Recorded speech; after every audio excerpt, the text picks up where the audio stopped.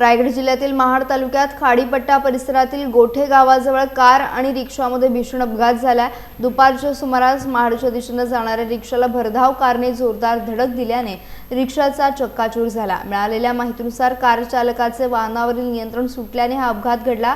अपघातावेळी रिक्षामध्ये चालकासह 2 लहान मुले आणि 1 महिला प्रवास करत होते। या धडकेत महिला आणि दोन्ही मुले जखमी झाली असून त्यांना उपचारासाठी महाड ग्रामीण रुग्णालयात दाखल करण्यात आले आहे। घटनास्थळी उपस्थित नागरिकांच्या म्हणण्यानुसार रस्त्यावर असलेल्या गतिरोधक कार चालकाला न दिसल्यामुळे अपघात झाल्याची शक्यता व्यक्त केली जात आहे। अपघातानंतर काही काळ परिसरात गोंधळाचे वातावरण निर्माण झाले होते। सुदैवाने या घटनेत कोणतीही जीवितहानी झाली नाही। पुढील तपास महाड तालुका पोलीस ठाण्याचे अधिकारी करत आहेत।